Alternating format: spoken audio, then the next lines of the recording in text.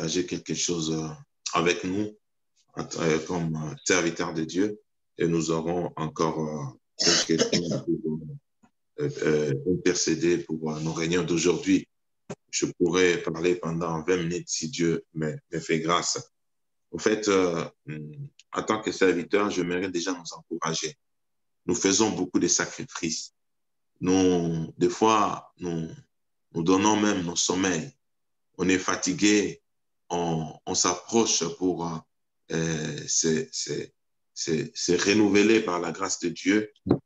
On donne même du temps pour préparer des réunions, pour préparer des prédications, des enseignements, des exhortations. Nous sommes là nuit et jour pour servir, même par des visites, des encouragements. Sache-le bien aimé que ce travail n'est pas en vain.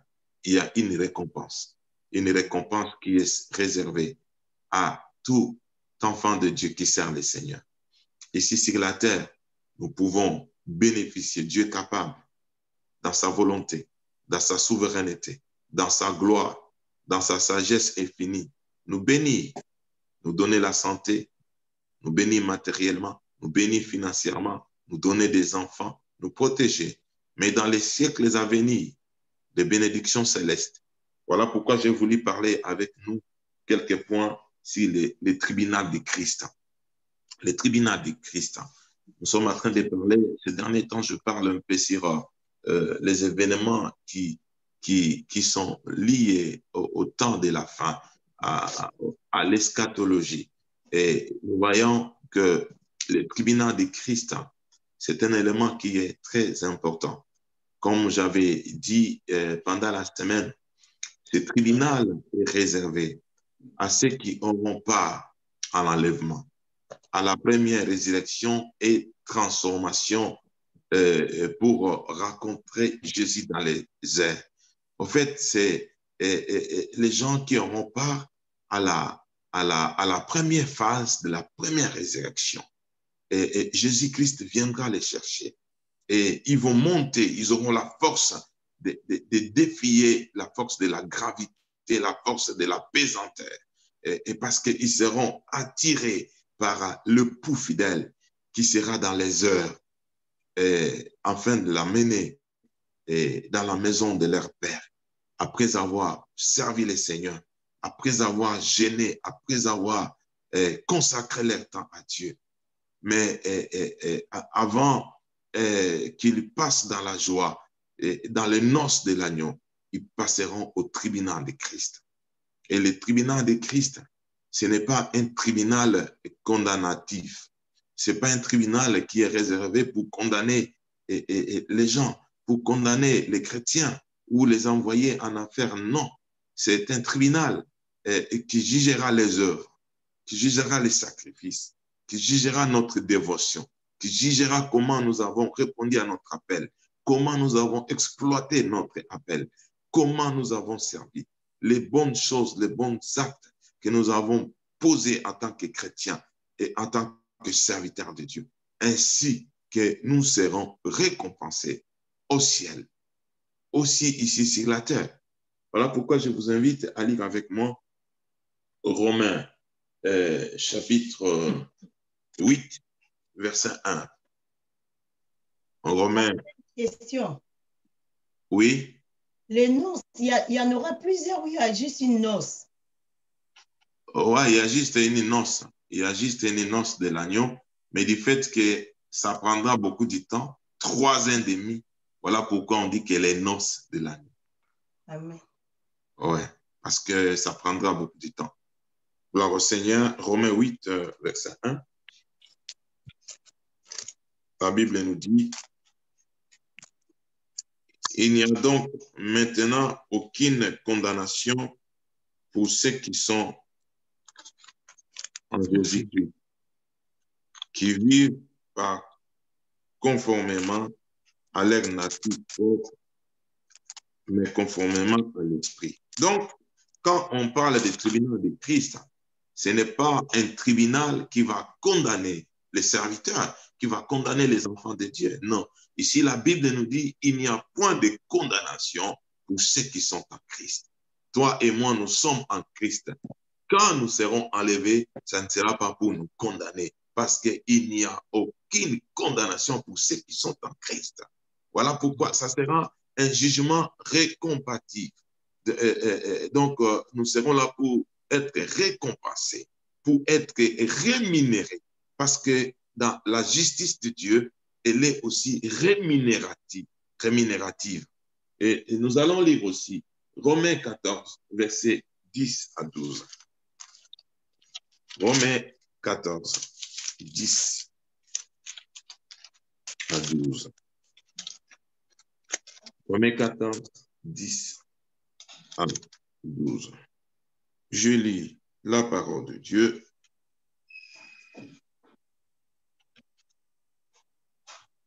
La Bible déclare, mais toi, pourquoi juges-tu ton frère? Ou toi, pourquoi méprises-tu ton frère? Nous comparaîtrons tous, en effet, devant les tribunaux de Christ. Car il est écrit, je suis vivant, dit le Seigneur. Chacun pliera les genoux devant moi et toute langue rendra gloire à Dieu. Ainsi donc, chacun de nous rendra compte à Dieu pour lui-même.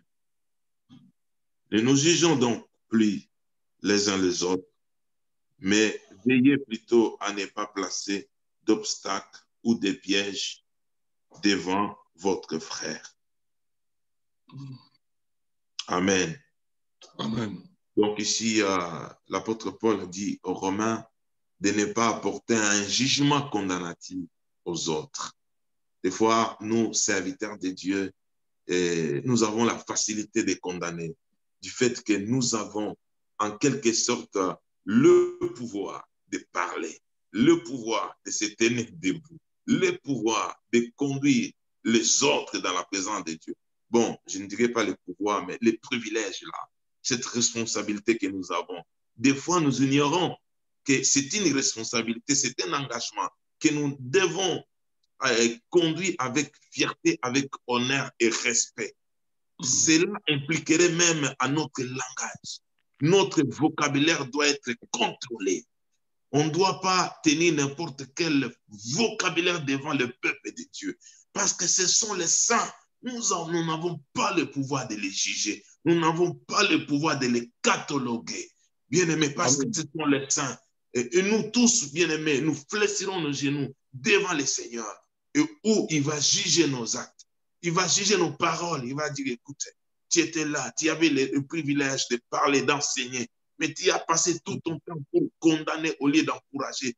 Tu as passé tout ton temps pour pousser les autres à abandonner même la foi au lieu de retenir, de leur montrer la connaissance du vrai Dieu et de la parole. Frères bien-aimés, nous devons faire attention en tant que serviteurs. Nous avons le monopole, pas le monopole, le privilège de parler, mais faisons attention avec notre usage, notre langage. Ne condamnons pas nos frères. Nous tous, ces jours-là, nous serons là pour être récompensés. Amen. Oh, gloire au Seigneur. Bien-aimés, des fois, nous, les serviteurs de Dieu, nous oublions cela que nous aussi, nous recevrons la récompense. Nous serons jugés dans les tribunaux de Christ. Bien sûr, pas pour être condamnés, mais pour être récompensés. C'est ainsi que nous devons soigner notre attitude, notre manière de parler, notre manière d'apporter un jugement devant les choses, en sachant que cela peut retourner aussi contre nous. Et nous allons lire aussi 2 Corinthiens 5, 2 Corinthiens 5, 10. 2 Corinthiens 5, 10. 2 Corinthiens 5, 10. La Bible déclare. Je fais la lecture.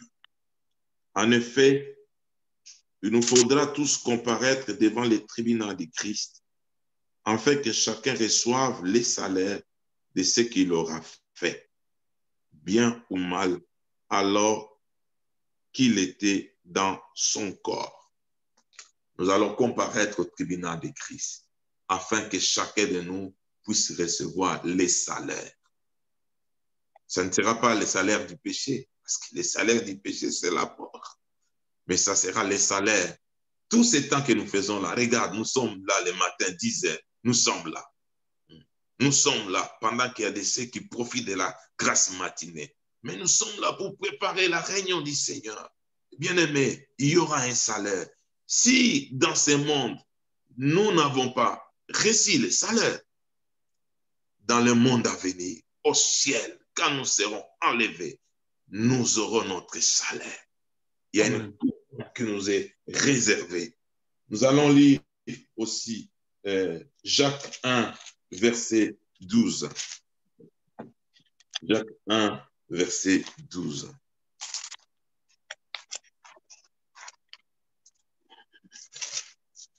Jacques 1, verset 12. En fait, le Seigneur a voulu nous encourager, nous, serviteurs et servants de Dieu. Jacques 1, verset 12. La Bible dit, « Errez l'homme qui tient bon face à la tentation, car après avoir fait ce preuve, il recevra la couronne de la vie que le Seigneur a promis à ceux qui l'aiment. » Le Seigneur a promis la couronne de vie à ceux qui l'aiment, à ceux qui vont résister contre la tentation. Bien-aimés, en tant que serviteurs de Dieu et servantes, nous sommes tentés. Nous ne sommes pas à l'abri. Nous avons un corps, nous avons la chair, nous avons le sang. Et nous avons aussi le vieil homme qui est là, qui n'est pas mort, mais qui est assujetti par l'homme nouveau qui habite à nous, qui dirige notre, que nous avons reçu la nouvelle vie, la nouvelle création. Nous avons été recréés en Christ. Mais nous sommes l'objet des tentations. Et ne voyons pas seulement les tentations du genre sexuel. Et parce que nous, les hommes de Dieu, les chrétiens évangéliques, pentecôtistes, lorsque nous parlons des tentations, nos regards sont fixés directement vers les tentations sexuelles, vers les tentations liées au péché assez visible, le vol, l'alcool. Mais la Bible nous dit qu'il y a des péchés qui nous entourent si facilement. Et nous serons jugés, nous sommes entourés par un grand nombre de témoins qui voient cela. Dieu voit cela, un si grand nombre de témoins. Et ces péchés, des fois, c'est quoi? Quels sont les péchés qui entourent souvent les serviteurs et les servants? C'est le péché d'orgueil. Le péché d'orgueil. Le péché de croire du fait que moi je conduis la prière, du fait que moi je prêche, du fait que moi j'exhorte, du fait que moi je suis pasteur, du fait que moi je suis ancien, du fait que moi je suis berger et que je suis au-dessus de tous. Frères bien-aimés, nous sommes tous frères. Nous sommes frères. Nous sommes bien-aimés de Dieu. Nous pouvons être tentés par les péchés cachés. Nous pouvons être tentés par le mauvais langage, par des paroles corrompues. Nous pouvons être tentés au niveau des pensées, au niveau visuel, au niveau de l'audition, au niveau de notre âme. Nous pouvons être tentés, frères. Voilà pourquoi le Seigneur, il a réservé une couronne, la couronne qui est réservée à ceux qui vont résister à tout genre de tentation, c'est la couronne de vie. Frère, nous, en tant que serviteurs, travaillons de façon à hériter ces couronnes. Il y a de ceux qui auront 4, 5 couronnes. Du côté couronne de vie, tu l'as. Et couronne, à cause de fidélité, tu l'auras. Bien-aimés, ne regardons pas le péché que nous avons déjà vaincu. Tu as vaincu l'adultère, tu as vaincu l'alcool, tu as vaincu le vol, tu as vaincu l'occultisme. Mais il y a des péchés qui nous entourent si facilement. Les mensonges, les petits mensonges, les demi-vérités. Faisons attention. Les demi-vérités. Ce sont des péchés qui entourent facilement les serviteurs et servants de Dieu. Il dit la vérité, mais à moitié. Entre guillemets, toute vérité n'est pas bonne à dire. Des demi-vérités. Des demi-vérités. Ce sont des péchés qui entourent les serviteurs. Les m'as-tu vu? tu m'as vu. Le péché lié à l'apparence. Mais ce qui fait la force de la piété en nous n'est pas là. Amen. Faisons présentation bien-aimée en tant que serviteur et servant de Dieu. Au tribunal de Christ, nous serons jugés pour recevoir notre salaire. Et certains vont perdre certaines couronnes parce qu'ils n'ont pas été fidèles. Nous allons lire aussi 1 Pierre 5, verset 4, avant dernier verset pour finir. 1 Pierre 5, verset 4. La Bible dit, 1 Pierre 5, verset 4. Bon, je peux commencer au verset 1 quand même pour avoir une très bonne idée. Voici donc les recommandations que j'adresse à ceux qui sont anciens parmi vous. Moi qui suis ancien comme eux, témoin des souffrances de Christ et participant de la gloire qui doit être révélée. Prenez soin du troupeau de Dieu qui est sous votre garde, en veillant sur lui, non pas contrainte, mais de bon gré. Faites-le non par recherche d'un gain, mais avec dévouement, non en dominant sur ceux qui vous sont confiés, mais en étant les modèles du troupeau. Ainsi que le souverain berger apparaîtra. Apparaîtra, ça fait mention au retour de Jésus-Christ. La première. Amen. Retour où il viendra nous chercher dans les airs. Vous recevrez la couronne de gloire qui ne perd jamais son éclat. Nous avons vu à la couronne de vie, mais ici la couronne de gloire. Réservée aux serviteurs qui ne sont pas des dominants, des dictateurs, qui travaillent vraiment avec dévouement, sans intérêt. Ils ne cherchent pas un intérêt. Gloire à Dieu, chez nous, je vois ce dévouement où nous sommes conscients qu'il n'y a pas de moyens, on n'a pas un salaire. On ne paye pas. Nous réclamons même pas. Mais faisons attention, il y a les différentes sortes d'intérêts. Il y a d'intérêts pécuniaires liés à l'argent, il y a des intérêts liés à la vaine gloire. Tu peux prêcher par un intérêt. Tu peux conduire la prière par un intérêt. Tu peux parler par un intérêt personnel de recevoir la gloire. Nous devons faire très, très, très attention. Et surtout lorsque les gens nous admirent. Pasteur, tu as bien prêché. Ah, aujourd'hui, la prédication était magistrale. Alléluia. Tu sens le sang passer de la tête aux pieds. Tu dis, moi je suis général. Je suis devenu tel. Nous devons faire attention que l'humilité puisse nous caractériser. Et le Seigneur nous a confié la responsabilité de paître son troupeau. C'est son troupeau. Nous sommes des serviteurs.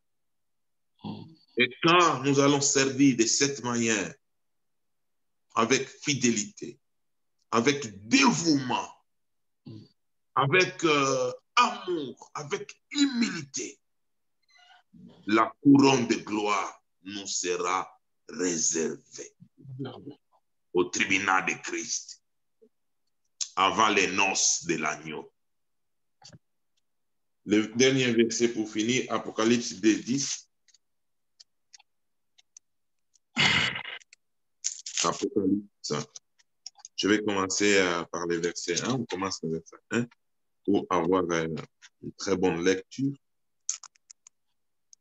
Apocalypse 2, verset commence par le verset 1. Écrit à l'ange de l'église d'Éphèse. Voici ce que dit celui qui tient les 7 étoiles dans sa main droite, celui qui marche au milieu des 7 chandeliers. Il a une mission, celui qui marche au milieu des 7 chandeliers, pour émonder les tuyaux des chandeliers des fois qui sont bouchés. Vous savez, les chandeliers servent à éclairer, et dans l'ancien temple, ça, et éclairer les lieux saints, pour donner la lumière, pour que les serviteurs puissent servir. Parce que dans les lieux très saints, on n'avait pas besoin de la lumière parce que la gloire de Dieu éclairait les lieux très saints. Mais l'homme a besoin du chandelier pour éclairer lorsqu'il sert. Mais il s'avère que ces chandeliers, parce qu'on mettait de l'huile, les tuyaux là, ça pouvait être bouché. Et ça dégageait la fumée qui pouvait faire mal aux yeux des serviteurs. C'est ainsi que celui qui marche au milieu de cette chandelier, il a un tuyau, une baguette en or pour passer à l'intérieur, enlever les déchets qui bloquent l'huile. Et ces déchets-là tombent sur la tige principale qui est Christ, qui émonde nos péchés, nos déchets, afin que ta lumière continue à luire. Amen. La Bible dit, et le verset 2, je connais tes œuvres, ton travail et ta persévérance. Je sais que tu ne peux pas supporter les méchants. Tu as mis à l'épreuve ceux qui se prétendent apôtres sans l'être. Tu les as trouvés menteurs. Oui, tu as de la persévérance. Tu as souffert à cause de mon nom et tu n'étais pas lassé. Mais ce que je contre toi, c'est que tu as abandonné ton premier amour. Souviens-toi donc d'où tu es tombé. Répands-toi et pratique tes premières œuvres, sinon je viendrai à toi et j'enlèverai ton chandelier de sa place. À moins que tu ne changes ton attitude. Cependant, tu as ceci pour toi. Tu détestes les œuvres des Nicolaïtes, tout comme je les déteste moi aussi. Que celui qui a des oreilles écoute ce que l'Esprit dit aux églises. Ô vainqueur, je donnerai à manger du fruit de l'arbre de vie qui est dans le paradis de Dieu. Amen. Le fruit que Dieu avait refusé qu'Adam et Ève touchent, Dieu le donnera à ses serviteurs qui ont dit non aux apostates, aux faux apôtres, aux faux serviteurs, qui n'ont pas lâché à servir, qui ont maintenu la flamme de leur premier amour, les ailes de la maison de Dieu qui nous dévoraient. Quand tu es venu au Seigneur, quand on t'a désigné pour la première fois d'exhorter, t'avais quel amour, t'avais quelle dévotion de préparer les messages. Quand on t'a désigné pour la première fois de conduire la réunion de prière, quel jeûne tu n'as pas fait? Tu tremblais même. Aujourd'hui, du fait que tu as l'expérience, tu ne trembles même pas. Tu ramasses de gauche à droite sans préparation. Attention, on risque de perdre cette récompense. L'arbre de vie est réservé à ceux qui n'ont pas permis cette flamme de leur premier amour. Pour Amen. Dieu, leur premier amour. Pour le service, leur premier amour. Pour le troupeau de l'Éternel, leur premier amour. Pour la maison de Dieu. Voilà, bien-aimés, en bref, en quelques mots, les récompenses ainsi que ce qui se passera dans le tribunal de Christ.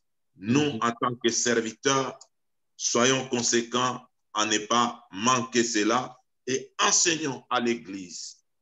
Tu n'as pas les mariages, tu n'es pas en bonne santé, persévère. Dieu est capable de te guérir aujourd'hui. Dieu est capable de te donner les mariages. Mais s'il ne te donne pas, au tribunal de Christ, tu auras des récompenses. Encourageons les gens à servir le Seigneur. Prions tous ensemble. Disons merci à notre Dieu. Alléluia. Oh, merci Dieu de grâce. Oh, merci Dieu d'amour. Oh, merci Dieu fidèle. Nous bénissons ton nom, nous tes serviteurs. Réunis ce matin, Seigneur, pour intercéder en faveur de ton peuple, en faveur de l'Église, en faveur de culte d'aujourd'hui. Seigneur, nous voulons vraiment que tu nous fasses grâce. Nous voulons vraiment que tu merci, oh Dieu, que tu puisses encore par les Saint-Esprit à rallumer cette flamme, alléluia, flamme de l'amour, de l'appel, de vocation que nous avons reçu à toi, parce que Seigneur, tu nous as réservé une récompense, nous a réservé, Seigneur. Nous ne voulons pas rater, nous ne voulons pas